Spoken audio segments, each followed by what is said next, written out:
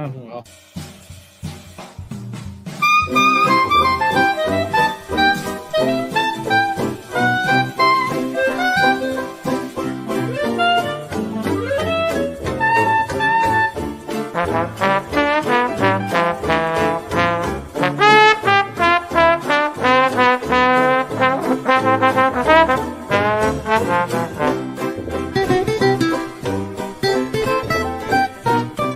Welcome, everyone, to the Around the Ballpark podcast, episode number 80. 80 episodes. That is amazing. That's amazing. That is a great number. This is going to be a good one. Not that the other ones weren't good, but this is going to be the best one since the last one, and the best That's one. right. The best one till the next one, for sure. So, Darian, how are you doing tonight? So, I can be tired, long days, like we all have.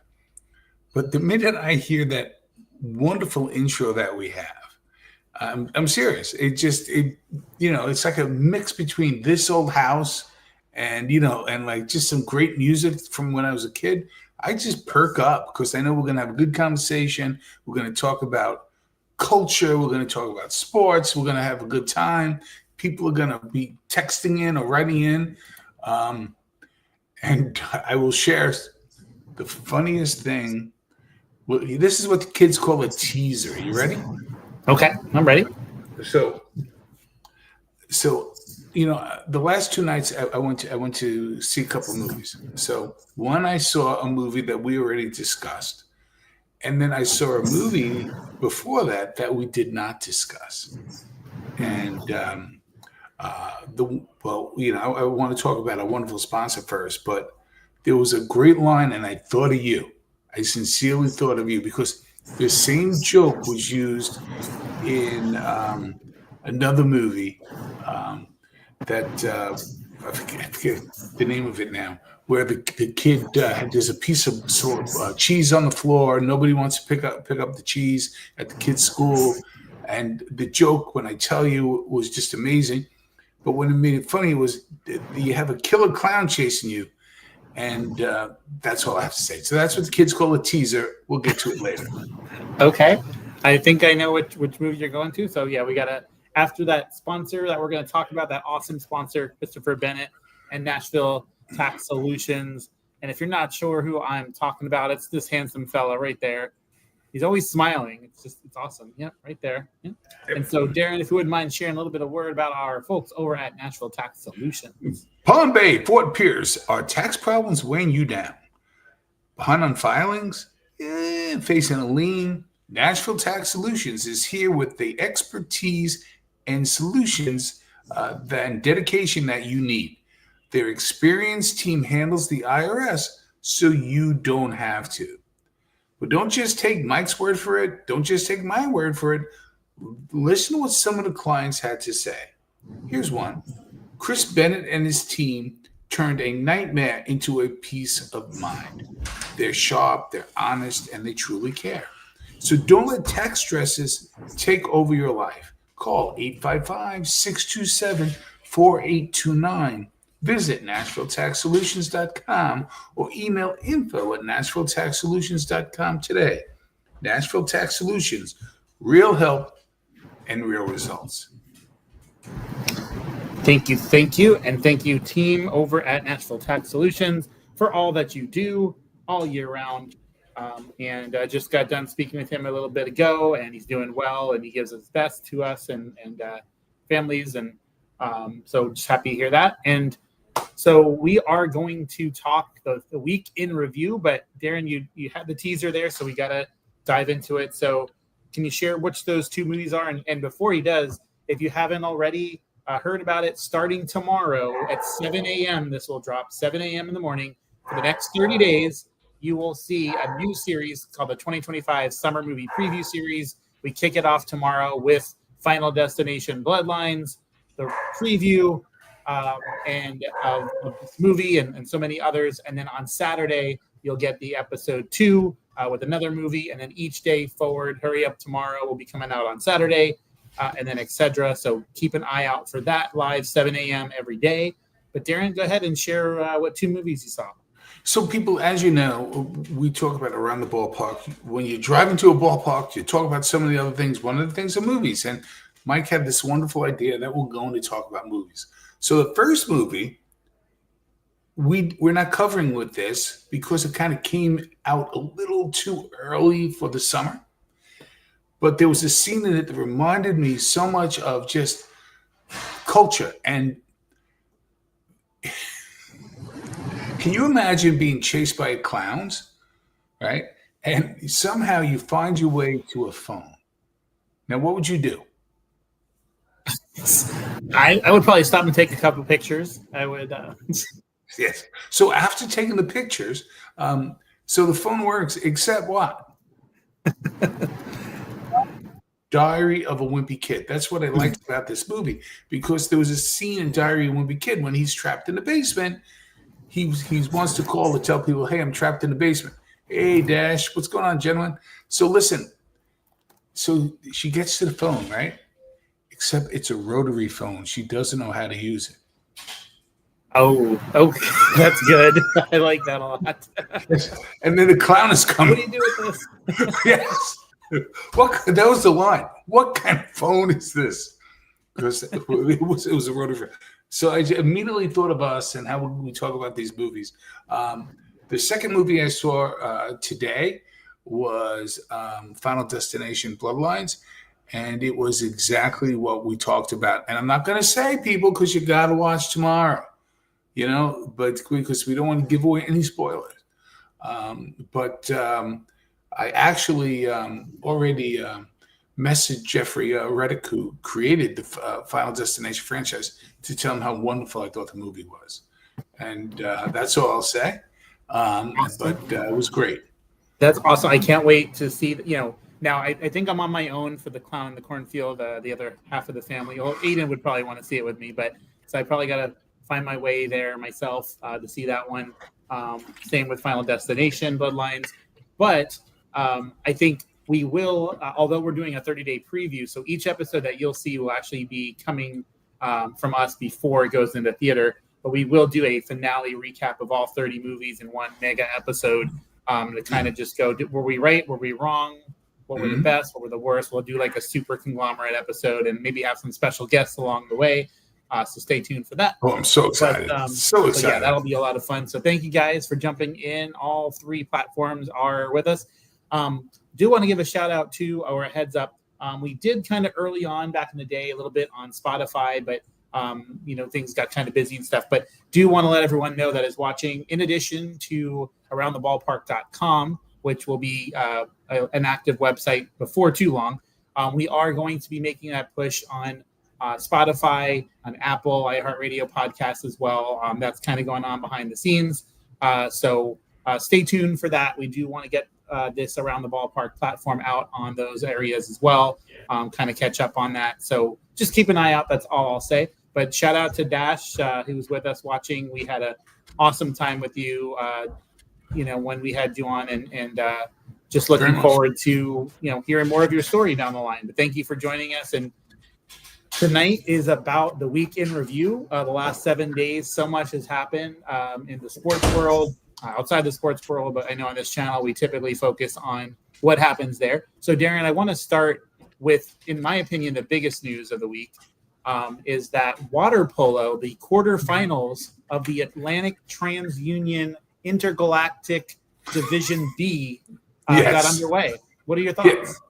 Well, the B League is really up and coming, right? It's not the A League, but it's better than the C League. And speaking of C, somebody drained the pool, so the game will be delayed. But I'm ready. I can't wait. ESPN 7 is where you can find all the coverage. Yes. ESPN 7. So, but on a serious note, so in my opinion, the biggest thing, and I'll let you kind of start with this, is the random lifting of the ban for Pete Rose and Shoeless Joe Jackson, among other names. I like the quote. It said that, I believe it was the family of Shoeless Joe was surprised but happy. It was almost like, oh, okay, like it just came out of nowhere. So want to get your thoughts, and those that may not know, of course, and anyone can see this coming. Pete Rose was not allowed in the Hall of Fame for forever. Unfortunately, had his timely passing, and now, of course, here we are, not too far after that. We're having this lifting of the ban. So just want to get your thoughts on that. And that was, and in my opinion, the biggest news story of the week for sports world. I want to be very measured the way I talk about it, but I found it to be cowardly and disgusting by Manfred. You wait till somebody dies so they can't enjoy that moment. Whatever happened to forgiveness? Whatever happened to just saying, oh, you know what? This person is getting sick. They may not be with us too much longer. Let's, if we're going to do this, then do it. And then to come up with this pretend reason, well, it was a lifetime ban, and now because they're dead. Well, no, Shoeless Joe's been dead for 50 years. So that, that dog doesn't hunt. This is just a lie. This is a way of trying to get ahead of the naysayers, because right now, Manfred and the MLB is in bed with gambling. They just are. Sports apps, you can bet and gamble in between pitches, and which is far more egregious, in my opinion, than anything else. Because I truly believe it puts the players at risk, because somebody bets big and they're drunk and somebody blows a save, somebody literally can die. And I'm really annoyed. I'm really annoyed that they did this. By the way, the NFL did this with Ken Stabler as well. Right. They waited till he died before they let him in. How do you feel about it? I mean, the Pete Rose part, I saw it coming. It's just a matter of time, so that I wasn't surprised by that at all. But the fact that it went beyond and included Shoeless Joe and all that stuff, same sentiments. Trying to save face, trying to garner headlines in a way that it's too little, too late. I can't imagine more than 5% of people are excited about this move. Now, if you live in Cincinnati, I know they did a special thing yesterday. Kind of fitting, though, that they do that, and then they get blown out by the White Sox of all teams, which, is what it is. But that's weird. Isn't that weird, though? It's like the Reds are playing the White Sox, and we're talking about the lifetime ban being removed from Pete Rose, a Red. Wow. I did not put that together until you brought it up. That is amazing. That is, it's interesting for sure. So the Reds, of course, salvaged the series today. They finally got a win. They were about to get swept. You've seen them live. They're a strange team. They could be really good or really bad.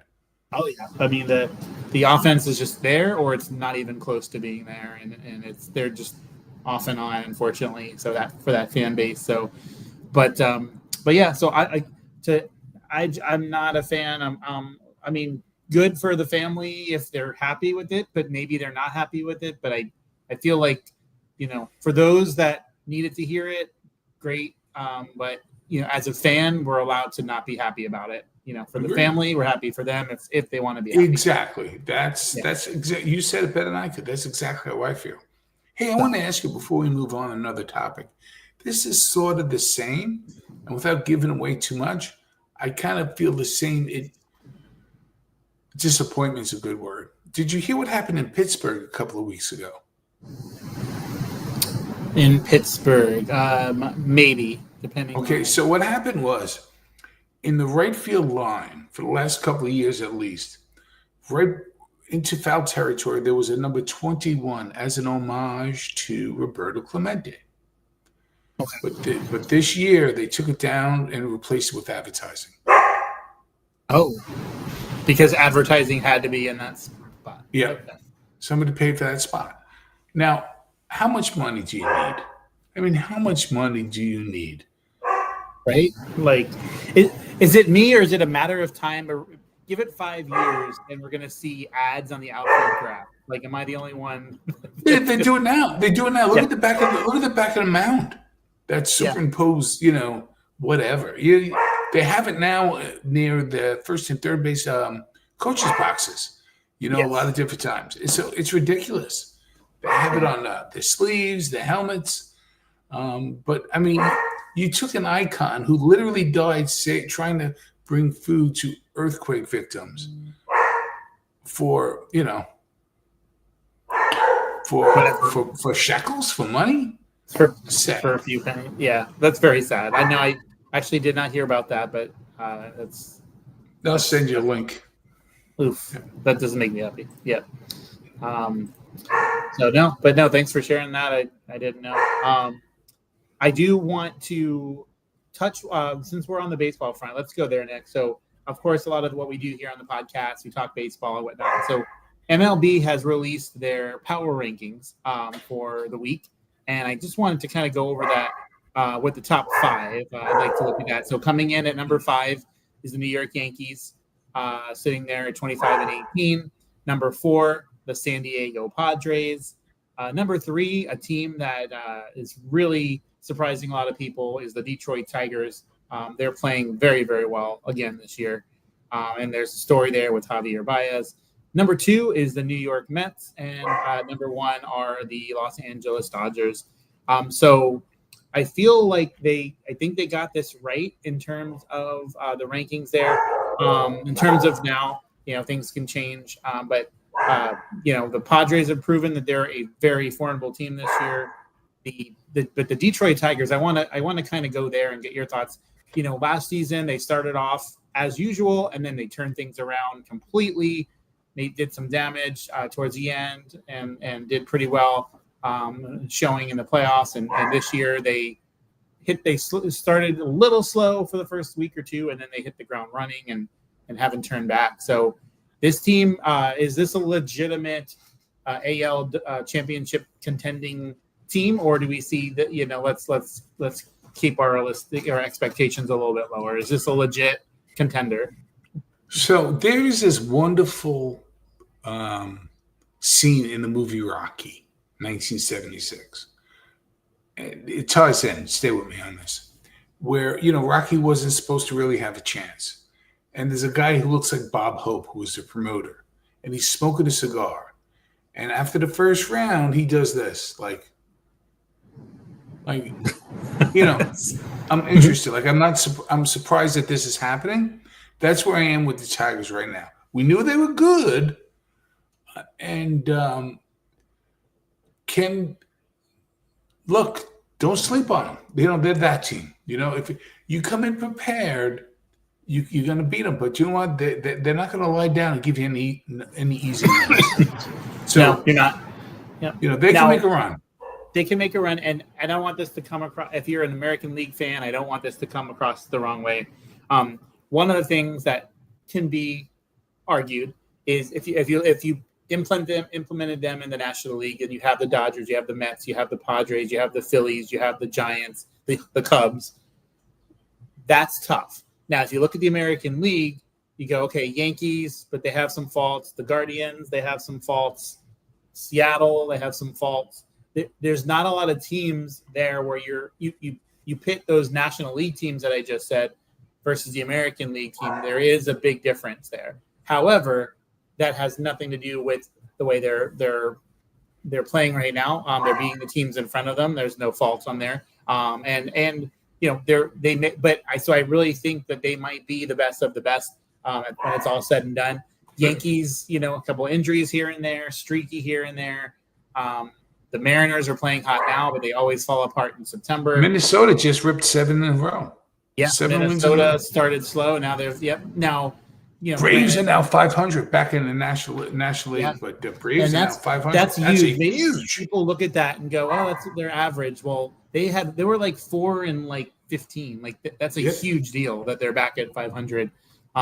Unfortunately, if the Mets lose, the Braves happen to lose, and the Mets win, the Braves win. So they're not gaining a ton of ground. I think they're 6th back right now, and the Phillies are still breathing down the Mets' neck right now. But so National League is the powerhouse this year compared to the American League, big time for sure. But that doesn't take anything away from the Tigers. So that's out of the power rankings, that's the team I really wanted to just at least touch on.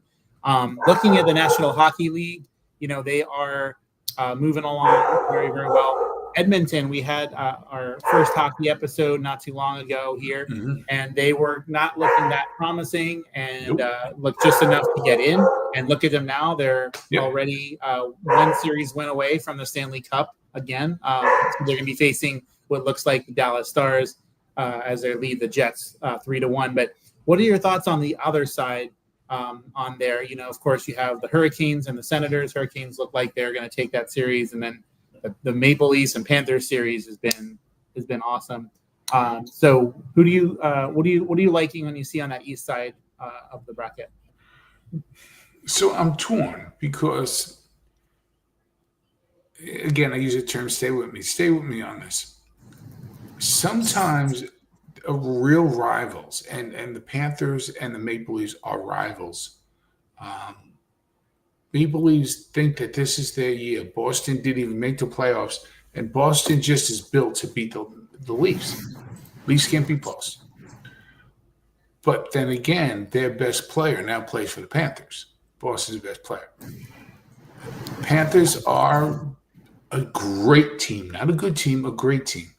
And they've been playing with elbows up. You know that term. A lot of hitting. Yes. Not all of it legal.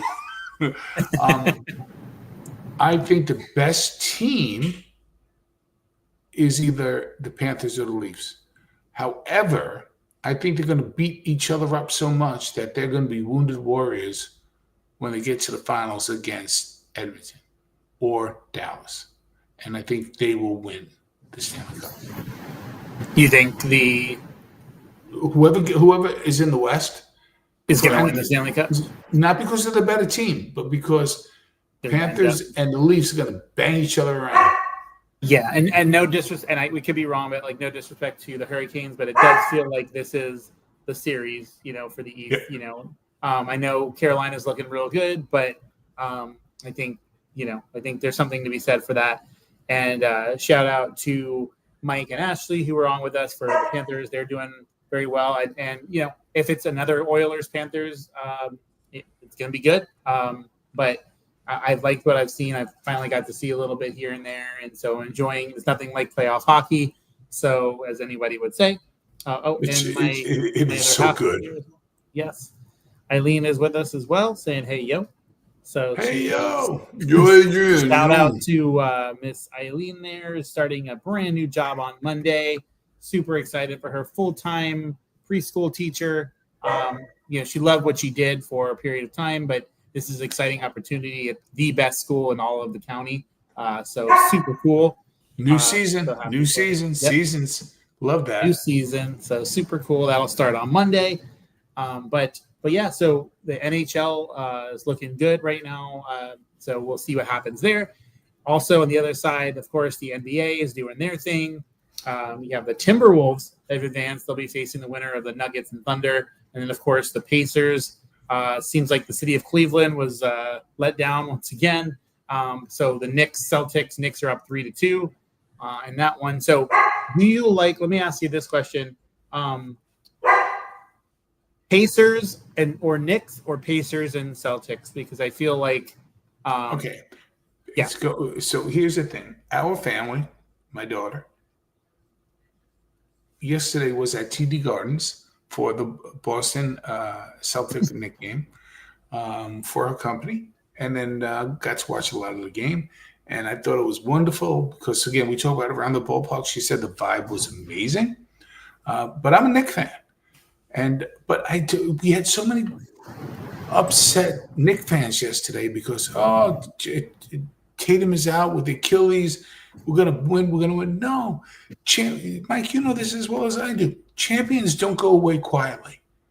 They were the NBA champions last year. They're going to represent themselves at home. I was not surprised that the Knicks lost last night, and I really believe the Knicks will trash the Celtics tomorrow night at home at MSG.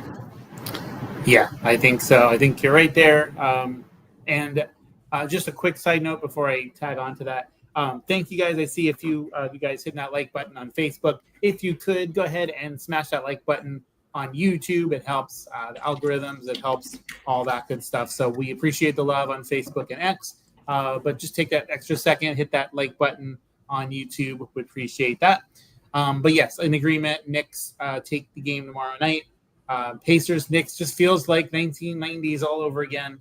Yes, it does. Yes, and so should be exciting for sure. And are you surprised? And the last thing I want to ask, of course, the Nuggets and Thunder are going to be there, but I haven't seen a lot of Timberwolves basketball. But are you surprised? I'm not surprised. I'm not surprised at all. I'm glad you asked, because I do watch. I have the NBA package, and in fact, I'm going to get for opening night tomorrow night WNBA pass as well. So, guys, people, you ladies, you're watching. Stick with Around the Ballpark. We will be preeminent in WNBA coverage as well. No, I wasn't, because they got a lot of former Knicks. I mean, they got Randall, they got others. Steph Curry had a bad hamstring. He couldn't play for 4 games. So Minnesota's a young team on the come. You know, they're on the rise. And Damon Green, so he's one of these guys, and all sports have him, who has a bad reputation. And it's so bad, unfortunately, that even when he's not fouling, they're going to give him a foul. And so he's got to work his way out of the bad reputation. So that hurt them a little bit. But, Minnesota, and then look, OKC has been like a dominant team all year. Denver's given them a big run. Now, Denver, it's interesting, fired the coach. Even though they went to the finals last year, they fired their conference finals. They fired the coach 2 weeks to go in the season, and they're giving OKC a big run. So I think Minnesota gets through, but it's going to be tough. It's going to be tough. Yep. No, well said. Also want to chat here a little bit on WWE for just a moment. So those Please of you that know, obviously, heavy here wrestling fan, but Pat McAfee, I want to give a shout out to those that don't know what I can't imagine there's anyone that's more of a right now in 2025 a harder worker than this person. Like literally, what he, not only the commentary he does on Monday and flies to whatever city that they're in, but has his show Monday through Friday. He did the night out with Pat McAfee, but he also performed in the ring this past weekend at WWE the pay-per-view or the premium live event Backlash, and fought the former world champion Gunther, and was actually the match of the night. He took some serious chops, and if those that follow the Pat McAfee show, he was hurting pretty badly. Those chops are for real. I think if you had the whole wrestling is fake argument, take a chop and see what happens, and see what you're saying on the chops. I think that's probably the most difficult or the most devastating wrestling there is the chop. I mean, it always swells up. You see it, you cringe when you hear it. But just shout out to Pat McAfee and what he does and brings to the product, with the storylines and stuff. He's great on the microphone, great in the ring, great as a commentator. Yes. No, go ahead, continue. I'm just agreeing with you. I was just going to say, I don't know how much you get to watch his show. I try to watch it when I can, but all the time. He's able to just do a little bit of everything. And I don't know how he finds the time to be fed all this information, to be able to have guests on, similar to what we do here, but so much more in depth every single day. He's got a great crew behind him. I'm sure that helps with that. But so, not nearly. First of all, people like you and I are inspired by people like Pat McAfee, who get the job done and they work hard and they're joyful about everything that they do. I mean, you have a full-time jobs. I mean, saving people. Once they leave this realm. I work, in an environment where I'm out there trying to save people, and we're tired. But you see people, the Pat McAfees of the world, you're like, I can do this. I can get better at this and that. So I love it. I want to share something with you though. So I'm scrolling on TikTok, and I'm a big TikTok fan, as you know, and I'm there every day. But you know something? I'm not saying they got it from us, Mike. But somebody who's very popular, gets a lot of views, today asked the serial question that we ask. And what was the question? The serial question that we ask about would you say something if somebody put the milk in before the cereal? Oh, someone else asked that on it. Really? Okay. I was like, hey, that's from here, baby. That's from here. That's awesome. I love that. And, we celebrate where, our wins and our every subscriber we have and all that kind of stuff. I remember, feels like it was 6 months ago. I think I was outside of Target and somebody was watching a video that we had done. And I only knew that because of what I heard on there. I was like, that's us. That's our voice. I was like, wow, how crazy is that? So, and I think it was one of the shorts that I did or something like that. Yeah, that's great. Cool. But that's what it's about. Yeah. And, I see Chris and Bennett's hopped on. So hello, Chris. Welcome. Hey, Chris, and thank you. Yes. Thank you so much. And, we're here. We're mid-May already. So we're nowhere near the start of the NFL season. But the last place I'm going to go tonight on this episode as we kind of recap this week a little bit in NFL here. So they did release the schedule release for the 2025-2026 season.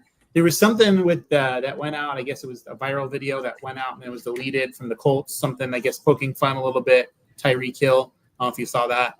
No, I did not. But did not. Okay. So, yeah, it's already gone, so you can't see it. But some interesting stuff. You have the Tampa Bay Bucks, I believe, on the same day. Because I think, if I'm not mistaken, the Bucks start their season at home against the Jets.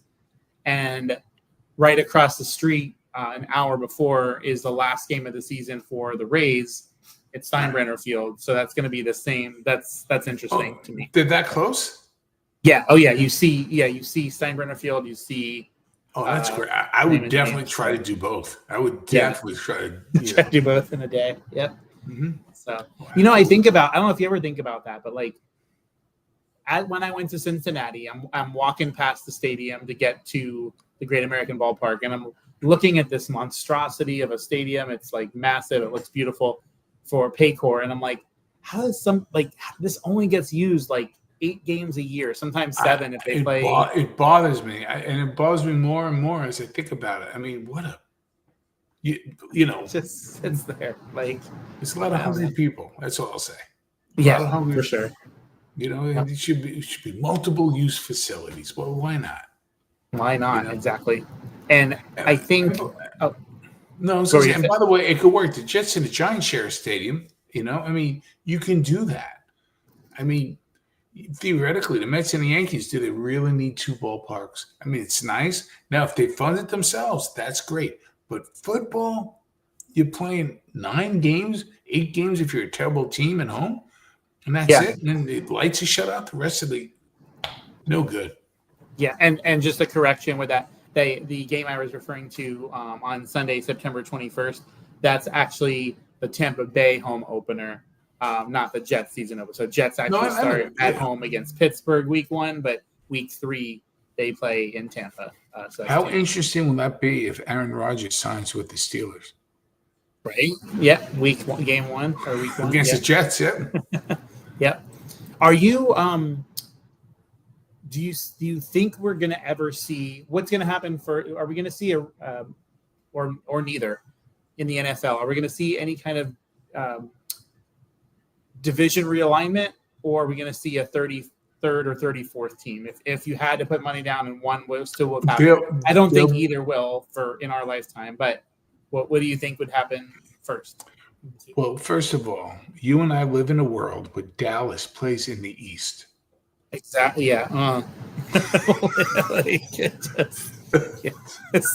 But the other team in the same state plays in the South. Explain that. It's because of rivalries. Right. So, but to answer your question, there'll be a 34th team before there's a realignment. Yeah. There's something to bigger divisions and stuff like, MLB, they got 5 teams, whatever. I would like to see, an NFL where there's 5 teams in a division instead of the 4. But no, I agree. I don't think they're touching those divisions because, there's too many people that would get upset and hurt and all that kind of stuff. You'd love to see it. And especially like you mentioned, I've always said that Dallas in the East makes absolutely no sense. I know there's other ones out there, but that's got to be the most ridiculous one. And how that got approved, like when that left the decision room, like I don't know. Nobody will notice. Yeah, no, not so much. Just final thoughts, though, Darren. Do you have anything you want to add for this weekend review before we shut this down? So real quick. I mean, I mentioned WNBA starts tomorrow. Tomorrow is Game 6 Knicks. But I want to ask you real quick, Mets-Yankees 3-game series starts tomorrow night. Who takes at least 2 out of 3? So at Yankee Stadium. Yes, in Yankee Stadium. And just to tackle on that, this Sunday night, we will have Ed Geyer will be on with us, diehard Mets fan. So we'll kind of recap the series with him as well. I'm assuming it's going to be the Sunday night game of the week. It always usually is. So I think that the Yankees take game 1 and the Mets will take games 2 and 3, in my opinion. How good, though, is Griffin Canning right now? Very good. I see a world where he could legit be the All-Star game starting pitcher for the National League if this pace continues. That's just why not? Awesome. Why not? Yeah, why not? He's so good, and you look at some of the records of the Mets, and it's as far as the starters. And it doesn't do like Tyler McGill justice or David Peterson justice. Like you see 2 and 2 and 3 and 2, but like they're so much better than that. They're going into, I think with some of them, the walks get to them, the high pitch counts, gets them in a little bit of trouble there. But his mom says, "Let's go Mets." I say that all day long.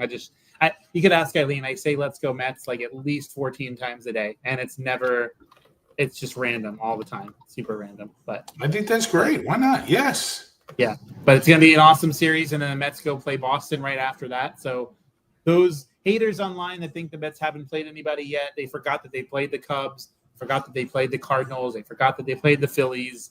So let that die down. Oops. Shh. Yep. Yeah, of course. They're vapid. They'll complain about anything. All right. But not you. Why do I have 2 lungs? Well, only 2. Like, Can we stop complaining just for a moment? That'd be great. But I know, right? So thank you guys so much for watching along tonight. We will be back, like we said, Sunday night, 8:00 to talk Mets Yankees and talk Mets, and then back 1 week from tonight as well to talk some more stuff. So until then, guys, thank you so much for making us a part of your evening.